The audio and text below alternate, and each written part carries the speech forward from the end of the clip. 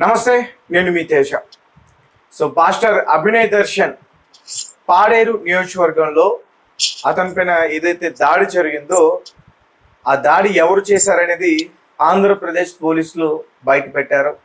నిజంగా ప్రజలందరినీ, ముఖ్యంగా క్రైస్తవ సమాజాన్ని మోసం చేశాడు అభినయ్ దర్శన్. అంటే డబ్బుల కోసమా, రాజకీయంగా అతను ఎదగాలనా, లేదంటే ఫేమ్ కోసమా, లేకపోతే ఇంకా వేరే ఏమైనా కారణాలు ఉన్నాయా? ఏదేమైనప్పటికీ అతను దాడి చేయించుకుందనేది అయితే మాత్రం నిజం. పోలీసులు డైరెక్ట్గా చెప్పేశారు. ఇప్పుడు ఇంకొక పాస్టర్ గురించి కూడా కొన్ని విషయాలు బయటకు వచ్చాయి. John Paul. అతను కూడా ఒక అమ్మాయిని వేధిస్తున్నట్టు కూడా ఒక ఆడియో బయటకు వచ్చింది. దాని గురించి కూడా మనం మాట్లాడదాం. రైట్, ముందుగా అభినయ్ దర్శన్ గురించి మనతో పాటు క్లియర్గా మాట్లాడడానికి, అభినయ్ దర్శన్ని అటాక్ అయిన తర్వాత వైజాగ్ హాస్పిటల్కి వెళ్ళి అక్కడ ఆయన్ని పరామర్శించి ఆయనతో మాట్లాడిన ఇద్దరు వ్యక్తులు, సీనియర్ జర్నలిస్ట్ భాను, అలాగే పాస్టర్ అజయ్ బాబు. వీళ్ళిద్దరూ కూడా పరామర్శించి వచ్చి అక్కడ గుచ్చి అతన్ని ప్రశ్నలు అడిగి ఒక లైవ్ అయితే పెట్టడం జరిగింది. దాని గురించి మనం క్లియర్గా ఇన్ఫర్మేషన్ తెలుసుకునేందుకు ప్రయత్నిద్దాం. మనతో పాటు మాట్లాడడానికి జర్నలిస్ట్ భాను, సోషల్ యాక్టివిస్ట్, ఆయన మనతో పాటు ఉన్నారు. ఆయనతో మాట్లాడదాం. సార్ నమస్తే. నమస్తే తేజ. నమస్తే, ఎలా ఉన్నావు? బాగున్నానండి, మీరు ఎలా ఉన్నారు? బాగున్నాను తేజ. మీకు అలాగే అజయ్ బాబుకి అభినయ్ దర్శన్ నామాలు బాగా పెట్టాడు అని చెప్పేసి బయట ట్రోలింగ్ నడుస్తుంది సార్, ఏం చెప్తారు దానికి? నాకేం పెట్టలా. అసలు నాకెందుకు పెడతాడు? నేను ఏమన్నా పాస్టర్నా ఏంటి? నేను ఇప్పుడు ఒక జర్నలిస్ట్ గా వాస్తవాలు నిగ్గు తేల్చి నేను చెప్పాల్సినటువంటి బాధ్యత ప్రజలకి నా పైన ఉంది కాబట్టి నేను పోయా. నేను పాస్టర్ని కాదు, లేకపోతే అభినయ్ దర్శన్ నా మిత్రుడేం కాదు. ఆడితో ఒక స్టేజ్ పైన కూడా మనం ఎప్పుడు మాట్లాడింది లేదు. అభినయ్ దర్శనం లేకపోతే అజయ్ బాబు ఏమన్నా ఉంటే వాళ్ళిద్దరు చూసుకుంటారు, నాకు సంబంధం లేదు. నేను ఒక జర్నలిస్ట్ గా పోయి అక్కడ కార్డు చూపించిన ఐడి కార్డు నేను వెళ్ళి ఎంక్వైరీ చేశాను. నాకు జరిగింది నేను చెప్పాను. అక్కడ చూసిన దాని ప్రకారం ఈ రోజు ఇందాక వచ్చి ఒక లైవ్ కూడా చేసి ఇదంతా డ్రామా అని చెప్పి టోటల్ గా జరిగినటువంటి విషయాన్ని ప్రజల ముందు చెప్పాను. ఏంటి సార్ అసలు ఏం చెప్పాడా అభినయ్ మీతో? అంటే లైవ్ లో కాకుండా మీరు పర్సనల్ గా మాట్లాడ? ఏం లేదు. ఫస్ట్ లైవ్ అయిపోయిన తర్వాత లైవ్ ముందు కూడా నేను వెళ్లే టైంకి అజయ్ బాబు గారు కూర్చొని ఉన్నారు. నేను బయట నుంచి వచ్చి కూర్చొని మాట్లాడుతుండగా అడిగాం, ఏం జరిగింది అభినయ్ గారు? ఇదంతా బయట వేరే విధంగా డ్రామా అని చెప్పి అంటున్నారు, ఇది ఎంతవరకు కరెక్ట్ అండి? ఏదైనా ఉంటే చెప్పేయండి ఓపెన్ గా పోలీస్ వారికి, లేదంటే పెద్దలుగా ఎవరైనా ఉంటే చెప్పేయండి, ఇది కరెక్ట్ కాదు, బయట చాలా డ్యామేజ్ అయిపోయింది, మీరే డ్రామా ఆడుతున్నారు, మీరే ఇదంతా స్కెచ్ చేసి ఇది చేస్తున్నారు, మిమ్మల్ని నాకు తెలిసి అరెస్ట్ చేస్తారు, మీకోసం ఎవరు కూడా బయట ఏమి స్పందించట్లేదు, పెద్దగా అయితే డ్రామా అని అందరికి అర్థమైపోయింది అని నేను చెప్పాల్సింది చెప్తే కంగు తిన్నాడు. కొంచెం కంగు తింటామంటే అవునన్నా ఎవరో రావట్లేదా, మాట్లాడలేదు అంటే, మరి ఎవరు రావట్లేదు, ఎందుకంటే అది నిజం అనిపిస్తే అందరూ వచ్చి మాట్లాడతారు. ఇప్పుడు మేము కూడా వచ్చింది అందుకే, కేవలం ఇదేంటి ఎంతవరకు కరెక్ట్ ఏంటంటే తెలుసుకోవడానికి, పూర్తి విషయాలు తెలుసుకోవడానికి. మరలా రేపొద్దున మేము ఏమైనా వీడియోలు చేస్తే మళ్ళీ అది కరెక్ట్ కాదు కదా, అందుకనే మేము కూడా పూర్తిగా తెలుసుకుందామని నేను కూడా వచ్చాను, ఏదైనా ఉంటే చెప్పేసాయి ఓపెన్ గా అంటే, లేదన్నా నేను కాన్ఫిడెంట్ గా ఉన్నాను, నా పైన దాడి చేశారని మాట్లాడాడు. సరే నీ నువ్వు చావు అనుకున్నా మనసులో. కానీ ఆ లైవ్ తీసుకున్న తర్వాత ఇక నేను రావటం నేను వచ్చేసాను. ఇంకా చాలా మంది పాస్టర్స్ కూడా ఈ విషయంలో ఖండించారు, ఇది తప్పు అని చెప్పి అక్కడే ఖండించారు. బయట మేమంతా మాట్లాడుకున్నాం. ఎందుకంటే అర్థమైపోతుంది కదా, ఇదంతా స్క్రిప్టెడ్ వీడియోలు, వన్ బై వన్. ఇప్పుడు కారు మీద అటాక్ చేశారు తేజ గారు. అటాక్ చేస్తే ఆ పిల్లలు కూడా అందరూ మైనర్ గా అబ్బాయిలాగే ఉన్నారు. అంత 17-18 సంవత్సరాలు లేదా 19 ఏళ్ల లోపే ఉన్నారు. కొంతమంది మైనర్లుగా కూడా అనిపిస్తున్నారు. మాస్కులు పెట్టుకొని ఫింగర్ ప్రింట్లు పడకుండా చేతి గ్లౌజులు వేసుకున్నారంటే చూసుకోండి ఎంత సినిమా ప్రభావం వీళ్ళపైన ఎంత మీద పడిందో ఈ అభినయ్ దర్శన్. ఎందుకంటే ఈ షార్ట్ ఫిల్మ్ తీసి వచ్చాడు కదా, అంటే గ్లౌజులు వేసుకొని, మాస్కులు పెట్టుకొని, మొఖాలకు గొడ్లు వేసుకొని వచ్చారంటే నిజంగా డ్రగ్ ఏదంటే గంజాయి మాఫియా లేకపోతే మాఫియా డాన్లు కూడా చేరింత ఈ సినిమా. చాలా తప్పు కదండి. ఇప్పుడు ఇతను క్రైస్తవ్యాన్ని మోసం చేశాడు అనేది కాదు, పోలీస్ వ్యవస్థని, ప్రభుత్వాన్ని కూడా మ్యానిపులేట్ చేశాడు. ప్రభుత్వాన్ని, అతను నమ్ముతున్నటువంటి ఫాలోవర్స్ ని మోసం చేశాడు 100%. ఇది అతను ఇప్పుడు చూడండి, అతనితో పాటు అతని భార్యని అరెస్ట్ చేశారు, వాళ్ళకి సహకరించిన వాళ్ళని అరెస్ట్ చేశారు. మొదటి భార్యని అరెస్ట్ చేసినట్టుగా అనిపిస్తుంది. ఎందుకంటే ఆవిడ ఎవరి పేరు సుష్మానో సుప్రియ ఏదో ఉంది, ఇద్దరులో ఎవరు మొదటి భార్య తెలియదు. ఆవిడని కూడా అరెస్ట్ చేశారు. ఒక ఓకే. రీసెంట్ గా సుష్మా నేను గారేమో అయితే ఆవిడని కూడా అరెస్ట్ చేశారు. ఉమ్, రీసెంట్ గా కలిసాడంట అక్కడ. అతను మొన్నటి వరకు సుప్రియ అనే అమ్మాయితో ఉన్నాడు, రెండో భార్య. తర్వాత రెండో భార్యతో కూడా ఏదో పాపం ఏదో వివాదాలు వచ్చి మరలా మొదటి భార్య దగ్గరికి వెళ్ళాడంట. వెళ్ళిన తర్వాత ఇప్పుడు ఈ జరిగింది. ఇప్పుడు ఆ భార్య కూడా పాపం బాధపడుతుంది. అటు పిల్లలు ఉన్నారు. ఇప్పుడు ఈ భార్య కూడా ప్రెగ్నెంట్ అంట. మరి అది ఎంతవరకు నిజమో తెలియదు. సెకండ్ భార్య. ఉహుం.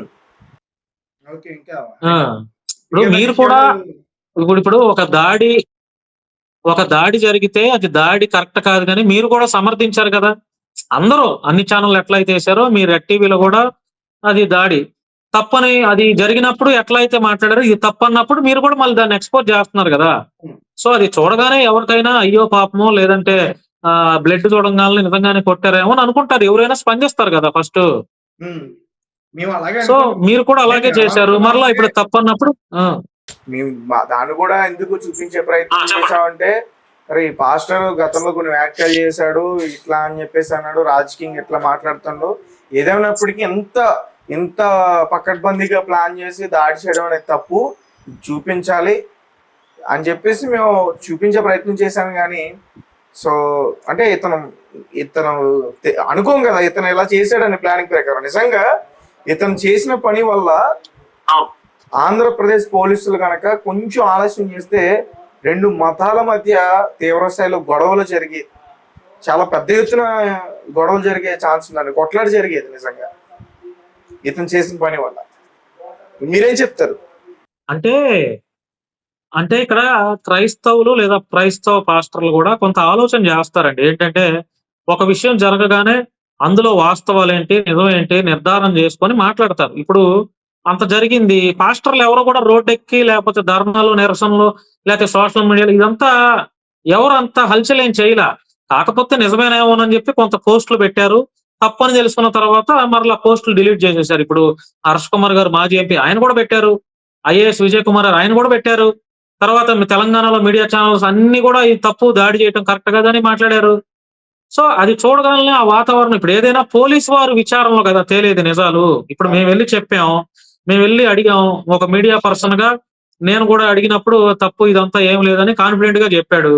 పోలీసు వారి విచారణలో నిజాలు నిగ్గు తేలినప్పుడు మరి అది 100% అర్థమవుతుంది, నిర్ధారణ అవుతుంది. అండ్ అతను ప్రవర్తన వీడియోలు కూడా 1 by 1 రీక్రియేషన్ చేశారు, షూటింగ్ అర్థమైపోతుంది.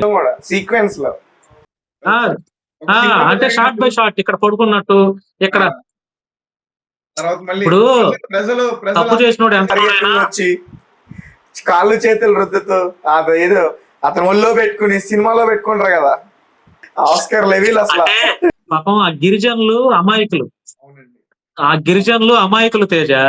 పాపం ఎవరన్నా నమ్మారు అంటే గుడ్డిగా నమ్మేస్తారు. పాపం వాళ్ళది ఏముంది, కూలీ నాలి చేసుకునేటువంటి గిరిజనులు. సో అందులో వీళ్ళను కూడా బాధితులు చేశాడు ఆ డ్రామాలో. ఎందుకంటే పాపం వాళ్ళకి తెలియదు ఒక పాస్టర్ని నిజంగానే కొట్టారేమో. ఆ బ్లడ్ అవన్నీ చూసిన తర్వాత ఇప్పుడు మనమే చదువుకున్న వాళ్ళం, తెలంగాణలో ఇన్ని మీడియా ఛానల్స్, మనమే దాడిని కరెక్ట్ కాదని సమర్థించాం, స్పందించాం. పాపం ఏమీ తెలియనటువంటి ఆ గిరిజనులు నిజమే అనుకుంటారుగా, అవునా కదా.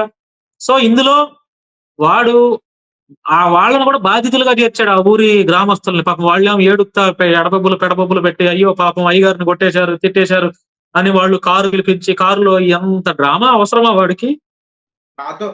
ఎంత మోసం ఇది, ఎంత ఏమడిగారు, మీరేమడిగారు మరి? కాలు చెయ్యి విరిగిపోయిందని చెప్పేసి అన్నాడు. అతను జూమ్ కాల్ లో నాతో మాట్లాడతాడు. నా కాలు చెయ్యి విరిగిపోయింది అంటాడు, జూమ్ కాల్ లో మాట్లాడుతాడు. నువ్వు అడిగావు, అది కూడా ఎక్స్పోజ్ చేశావు. నీ కాలు చెయ్యి విరిగేస్తే నువ్వు బయటికి ఎలా వచ్చావు అంటే, నా పక్కన ఒక అతను తీసుకొచ్చాడు. నువ్వు మంచి ప్రశ్న అడిగావు, భలే అడిగాడు రా తేజ అని అనుకున్నాను. నేను కూడా అడిగావు, అది చూసా. వాస్తవానికి అది మీ ఛానల్లో వచ్చిన తర్వాత ఒరేమో నిజంగానే వీడు కాళ్ళు చెయ్యి విరిగిపోయిందని అంటున్నాడు, ఇంత బయటకు వచ్చి చక్కగా లైవ్ మాట్లాడుతున్నాడు ఏంటి అని అనిపించింది నాకు కూడా. ఇంకొక విషయం ఏంటంటే, అంత దెబ్బలు తిన్నా ఎక్కడ కూడా తలపైన బీరు బాటిల్ తో కొట్టేశారు అని చెప్పేసి అన్నాడు అతను. తలపైన యాక్చువల్ గా అవును, బీరు బాటిల్ తో అభినయ్ దర్శన్ది విగ్గు తలపైన ఉంది. అది కనీసం హాస్పిటల్ లో కూడా తలపైన కనీసం కుట్లేయడానికో ట్రీట్మెంట్ చేయడానికో విగ్గు తీయాలి కదా, అది కూడా తీయలేదు. ఇప్పుడు ఆడికి ఏం దెబ్బలేం తగల్లా, అవి కూడా ఈ ముఖం మీద ఇట్లా గీసుకున్నవి కూడా ఈ వీడియోలు ఉన్నాయంట. అతనికి అంతా ఇట్లా గీసుకునేవి. ఇప్పుడు కాదు తేజ, తప్పు చేస్తే చట్టం ముందు దొరికిపోతాం, లేదా ఇట్లా యాంటీ సోషల్ ఎలిమెంట్స్ శాంతి భద్రతలకి విఘాతం కలిగేలా సమాజానికి హాని కలిగించేటువంటి ఇట్లాంటివి చేసినప్పుడు పోలీసు వారు విచారణ చేస్తారా లేదా? మరి నిజాలు బయట పెట్టినప్పుడు నా పరువు ఏం కావాలి, నా వాళ్ళు ఏమవుతారు, నా వెనక క్రిస్టియన్ సమాజం ఉంది, వాళ్ళు ఎంత అవమానపడతారు, ఎంత నింద మోస్తారనే ఆలోచన ఎందుకు చేయలేకపోయాడు వాడు? అయితే ఒకట్లే, వీడు పాస్టర్ గా ఎప్పుడు మానేశాడు, రాజకీయ నాయకుడిగా అవతారం ఎత్తాడు కదా, పాస్టర్ గా మానేశాడు, రాజకీయ నాయకుడిగా అవతారం ఎత్తాడు కాబట్టి వాడికి సరైన బుద్ధే. మీరు చెప్తున్న విషయం బట్టి నాకు ఏమర్థం అవుతుందంటే భాను గారు, మీరు రెండో వైఫ్ సుప్రియతో కొంచెం గొడవలు అవుతున్నాయి, ఆమె కూడా ప్రస్తుతం మహిళల గురించి మాట్లాడద్దు, బట్ మరి తన గురించి తప్పట్లేదు, ఎందుకంటే ఆమె కూడా బయటకు వచ్చి చాలా విషయాలు మాట్లాడేది, చాలా అంశాలపైన. ప్రెగ్నెంట్ అని చెప్తున్నారు, అంటే ఆ వైపు నుంచి తనకి ఏమైనా గొడవలు ఉన్నాయేమో, ఒక పాస్టర్ ఎట్లా చేశాడనేది బయటికి ఎక్స్పోజ్ అవుతుందేమో, బయటకు వచ్చి చెప్తుందనే భయంతో దాన్ని డైవర్ట్ చేయడానికి ఇతను ఏమైనా ఇలాంటి ఒక స్టంట్ వేసాడనుకో వచ్చా సార్? ఇప్పుడు అది ఎవరికి అవసరం లేదు. అది ఒకవేళ ఆవిడ నిజమే అయింది అనుకోండి, వాళ్ళు చూసుకుంటారు, బయటకు వస్తే ఓహో ఇట్లా జరిగిందా అని అనుకుంటారు. బట్ ఇదేంటి, దానికోసం ఇంత చేయాల్సిన అవసరం ఉంటుందా? దానికోసం ఇంత చేయాల్సిన అవసరం ఉంటుందా?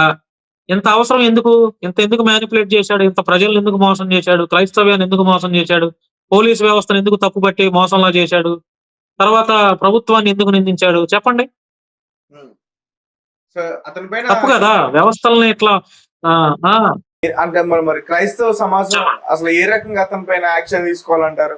క్రైస్తవ సమాజానికి అంటే ఒక 40% నష్టం అండి, పూర్తి నష్టమేం కాదు. ఎందుకంటే వీడు ఎదవని ఆల్రెడీ సంవత్సరం కిందటే తెలుసు. ప్రవీణ్ పగడాల గారి విషయంలో వీడు ఆడియో కాల్స్, వాయిస్ రికార్డ్స్ అన్ని తెలుసు, అందరూ విన్నారు. వీడు అప్పటి నుంచి ఇప్పటికి టోటల్ గా పాస్టర్ నుంచి రాజకీయ నాయకుడిగా ఎలా అవతారం అయ్యాడో, ఎలా ఆడి బిహేవియర్ ఎలా ఉంటుందో అందరికి తెలుసు. వాడిని ఏ క్రైస్తవులు కూడా, ఏ దళిత కులాలు వేదికల పైన పిలవట్లేదు, ఏ మీటింగ్లకి వాడిని పిలవట్లేదు, ఏ పాస్టర్ పిలవట్లేదు. ఎక్కడైనా సరే ఈ మధ్య కాలంలో వాడు ఎక్కడైనా ఒక వేదిక మీద మాట్లాడేయడం లేదు. ఏదో 3 నెలల కిందట భరోసా పార్టీ అని చెప్పి ఆ భరోసా పార్టీ వేదిక మీద కనపడ్డాడు తప్ప ఈ మధ్య కాలంలో ఈ 3 నెలలు ఎక్కడ వాడు కనపడలా. సో ఏంటంటే క్రైస్తవ సమాజం వాడిని వదిలేసింది, పట్టించుకోవటం మానేసింది కాబట్టి ఇది ఇట్లాంటి నేను లైమ్ లైట్ లో ఉండాలి, మరలా వెలుగులోకి రావాలని చెప్పి ఈ పిచ్చి పనులు చేశాడు. ఇది తద్వారా వాడి కర్మ వాడే అనుభవిస్తున్నాడు ఇప్పుడు. నెక్స్ట్ ఇంకొకడు ఉన్నాడు జాన్ పాల్ అని, వాడే నెక్స్ట్. ఇంకా ఒక విషయం అయితే చెప్పండి, మరి చాలా కష్టపడి అతను షూటింగ్ చేశాడు, ఒక్కొక్కరికి 10,000 చొప్పున ఇవ్వడం జరిగింది, అందరూ చూశారు, అందరూ అన్ని ఛానల్స్ దగ్గర నుంచి కూడా అతనికి ప్రమోషన్స్ జరిగాయి. నిజంగా ఒక సినిమాకు కూడా ఎంత ప్రమోషన్ జరగదు, ఆ రకంగా ప్రమోషన్ జరిగింది. నిజం చెప్పాలంటే అభినయ్ పేరు అందరి నోట్లోనే పలికింది. సరే, మీరు అతను ఆస్కార్ లెవెల్ యాక్టింగ్ కి మీరు ఇచ్చే రేటింగ్ ఎంత సార్? మీరు ఎంత రేటింగ్ ఇస్తారు ఒకవేళ ఇవ్వాలనుకుంటే? ఇప్పుడు అతని పెర్ఫార్మెన్స్, ఆ కళ్ళు తేలేయడం కానీ, అంటే అతని పర్ఫార్మెన్స్ కి నేను ఇచ్చే మార్కులు 10 మార్కులే. ఎందుకో తెలుసా? అతను కనీసం 50% అన్న పర్ఫార్మెన్స్ ఇచ్చున్నా పోలీసులకి నిజాలు తేల్చడానికి కనీసం 10 రోజులన్నా పట్టేది ఎంక్వైరీ చేయటానికి. సో వీడు చేసింది 10% యాక్టింగ్ కాబట్టి, అందుకే ఆ డ్రామా రక్తి కట్టించలేకపోయాడు కాబట్టి పోలీసు వారికి 24 గంటలు కూడా పట్ల. ఏదో సినిమాలో బ్రహ్మానందం ఎంత డ్రామా అండి, దొంగతనం చేసిన వెంటనే దొరికిపోతాడు. కాదు తేజ, కనీసం వాడు తప్పు చేసినట్టు మనసు గద్దెస్తుంది కదా లోపల, అరే మనం తప్పు చేసామని ఎక్కడో ఉంటదా? వీడు ఎన్ని మీడియా ఛానళ్ళకి ఎన్ని పోయినా పెద్ద స్టోరీ వెళ్ళేస్తున్నాడు వీడు. ఎన్ని ఛానల్స్ పోయి ఎన్ని ఛానల్ లోగోలు పెట్టి అడిగి ఏం జరిగిందని అందరికీ అదే సోది చెప్పాడు, అదే అబద్ధం. కనీసం వాడికి భయం కూడా లేకుండా పోయిందే. మనం తప్పు చేస్తున్నాము, మనం దొరికిపోతాము, పోలీసు వారు ఎంక్వైరీ చేస్తారు, మోసం చేస్తున్నాము, అమాయకులను మోసం చేస్తున్నాము, క్రైస్తవ్యాన్ని మోసం చేస్తున్నాము, పోలీసు వాళ్ళని తప్పుదోవ పట్టిస్తున్నాము, ప్రభుత్వాన్ని తప్పుదోవ పట్టిస్తున్నాము అనే ఆలోచన వాడికి ఎందుకు రాకుండా పోయింది మైండ్ లో? ఎంతలోకి పట్టాడు? ఇప్పుడు దొరకకుండా పోయాడా? చెప్పండి. తప్పు కదండి ఇట్లా. ఇప్పుడు వాడిని నమ్మి నిజంగానే జరిగిందేమని అనుకుని క్రైస్తవులు రోడ్డెక్కి కొంతమంది సోషల్ మీడియాలో ఖండిస్తే ఇది మరలా హిందువులకి క్రిస్టియన్లకి మధ్య గొడవ కదా, తప్పు కదా అది. ఏ శిక్ష వేయాలంటారు సార్? మీరు చెప్పండి. మీరు వెళ్ళారు, కలిశారు, పరామర్శ. ఏ శిక్ష కాదండి, చట్ట ప్రకారం వాడు చేసినటువంటి తప్పుకి పోలీసు వారు ఏ చట్టాలు అయితే ఏ సెక్షన్లు అయితే పడతాయో ఆ సెక్షన్ ప్రకారం అయితే నాకు తెలిసి మరి ప్రస్తుతానికి ఒక 3 నెలలు బయటికి రాకపోయినా తర్వాత కంపల్సరిగా జైలు బెయిల్ మీద బయటకు వచ్చినా అది కోర్టులో మరి తప్పుదో పట్టించాడు కాబట్టి మరి శిక్ష పడుతుంది. అది ఎంత అని మనం చెప్పలేం కానీ అది జైలుకి వెళ్ళాడు అంటే ఇక అయిపోయినట్టే కదండి ఇక అతని వ్యవహారం తప్పు చేసి. ఇప్పుడు తప్పు చేయకుండా జైలుకి వెళ్ళటం వేరు, అది హ్యాట్స్ ఆఫ్ చెప్తారు ఎవరైనా సరే. అదే ప్రజల కోసం క్రైస్తవుల కోసం జైలుకి వెళ్ళాడు అంటే అది ఎవరికైనా చూసేవాళ్ళు కూడా బాగుంటది, అతను కూడా బాగుంటది. ఏ తప్పు లేకుండా క్రైస్తవుల్ని అడ్డం పెట్టుకొని ఇంత దారుణమైన తప్పు చేసి క్రైస్తవులను మోసం చేసి, పోలీస్ వ్యవస్థను మోసం చేసి, డాక్టర్లను మోసం చేసి, తర్వాత పాస్టర్లను మోసం చేసి, ఆడి కుటుంబ సభ్యులను మోసం చేసి, ఆ ఊరి గ్రామస్తులు ఎవరెవరైతే ఆడికి వెల్కమ్ చెప్పారో వాళ్ళను మోసం చేసి ఎంత మోసాలు చేశాడు కాబట్టి కంపల్సరిగా ఇలాంటి దుర్మార్గుడిని పోలీసు వారు కఠినంగా శిక్షించాలని చెప్పి నేను మనస్ఫూర్తిగా పోలీసు వారిని కోరుకుంటున్నాను. రైట్. సో అలాగే భాను గారు, అంటే జాన్ పోల్ అని ఒక పాస్టర్, అతను కూడా రాజమండ్రిలో ఒక మహిళతో అసభ్యకరంగా ప్రవర్తించాడని చెప్పి ఒక ఆడియో కాల్ బయటకు వచ్చిందండి. ఒక మహిళ మాట్లాడుతుంది, జాన్ పౌల్ అతని పేరు. సార్ ఏంటి సార్ దాని గురించి ఏం చెప్తారు మీరు? జాన్ పాల్ ఏం లేదండి, ఇప్పుడు ఈడు దొరికాడు అభినయ దర్శనం, ఓకే, అన్ని ఆధారాలతో. నెక్స్ట్ ఈ మణికంఠ స్వామి అనబడే ఈ జాన్ పాల్ దొరుకుతాడు. అందులో కొంత టైమే చూస్తా ఉండండి, ఇది అప్పుడు మరలా ఈ వీడియో మనకి అప్పుడు మళ్ళీ ప్లే చేసుకోవడానికి ఉపయోగపడుతుంది కంపల్సరీగా. నెక్స్ట్ ఇప్పుడు అభినయ దర్శన పని అయిపోయింది. నెక్స్ట్ టార్గెట్, నెక్స్ట్ బలే ఏది క్రైస్తవ్యాన్ని మోసం చేసి దేవుడి యొక్క ఇదితో దేవుని ఉగ్రతతో బయటపడేది ఈడే, అందులో డౌట్ లేదు. ఎందుకంటే వాళ్ళు చేస్తున్నంత ఇప్పుడు ఒకటి సార్, దేవుడి పేరు చెప్పుకొని అది హిందూ మతమైనా క్రైస్తవ మతమైనా ముస్లిం మతమైనా దుర్మార్గాలు దోపిడీలు ఇట్లాంటి పనులు చేస్తే దేవుడే ఉన్నాడు కదా, దేవుడే బయటేస్తాడండి. ఇప్పుడు ఈ మణికంఠ స్వామి గారు రాజమండ్రిలో ఒక అమ్మాయి ట్రాప్ చేశాడు. ఆ అమ్మాయి వీడి చెప్పు చేతల్లో ఉంది. ఆ కుటుంబం పైన అమ్మాయితో వీడు కేసు పెట్టించాడు. పోలీసు వారు అమ్మాయి మేజర్ అని చెప్పి, అదే తల్లిదండ్రులు కూడా కేసు పెడితే పోలీసు వారు అమ్మాయి మేజర్ అని చెప్పి కంప్లైంట్ తీసుకోలేదు. అమ్మాయితో కంప్లైంట్ ఇప్పించాడు. అమ్మాయి వీడి ట్రాప్ లో ఉంది. ప్రస్తుతం అమ్మాయి తల్లిదండ్రుల దగ్గర లేకుండా బయట వేరే పీజీ హాస్టల్స్ లో, లేడీస్ హాస్టల్లో ఉంటుంది. అమ్మాయి తల్లిదండ్రుల దగ్గరికి వెళ్ళట్లేదు. వీడు ఫోన్ కాల్ చేసి అమ్మాయిని ఇంకా మోటివేట్ చేస్తున్నాడు. అక్కడ దొరికిపోయి రాజమండ్రిలో ఆ తల్లిదండ్రులతో చెప్పు దెబ్బలు తిన్నాడు. అవన్నీ వీడియోలు ఉన్నాయి. వీడు సినిమాలకు తిరుగుతున్నాడు పాస్టర్ అని చెప్పుకుంటా. రాజమండ్రిలో 2 సార్లు దురంధర సినిమా, 2 సార్లు సినిమాకి వెళ్ళాడు. ఒకసారి హిందీ వర్షన్ వెళ్ళాడు, అది అర్థం కాక మరోసారి తెలుగు వర్షన్ కి వెళ్ళాడు. ఈ పాస్టర్లు అని చెప్పుకుంటా ఈ సినిమాలకి, షికార్లకి, ఆడవాళ్ళతో అక్రమ సంబంధాలు, అమ్మాయిలను ట్రాప్ చేయటం, ఇదంతా ఎంతవరకు కరెక్ట్ చెప్పండి? చెయ్యొచ్చా ఇట్లా? తప్పు కదా. ఇప్పుడు వాడేంటంటే నేను ఆల్రెడీ ఎక్స్పోజ్ చేశా, నువ్వు ఆ కాల్ రికార్డు అవన్నీ కూడా నేను ఎక్స్పోజ్ చేశా. అయితే అమ్మాయి ఏంటంటే వాడి ఉచ్చులో ఉంది కాబట్టి, అమ్మాయి వాడికి బలంగా ఉంది కాబట్టి, అమ్మాయి వాడి ట్రాప్ లో ఉంది కాబట్టి వాడి ఆటలో ఇదవుతున్నాయి. కొద్ది రోజుల్లో టోటల్ గా వాడు కూడా ఎక్స్పోజ్ అయిపోతాడు. సమాజానికి వాడి బతికేంటో కూడా అర్థమైపోతుంది, అందులో డౌటే లేదు. Okay, right. Thank you so much అండి. బాగుంది. Thank you sir, thank you అండి.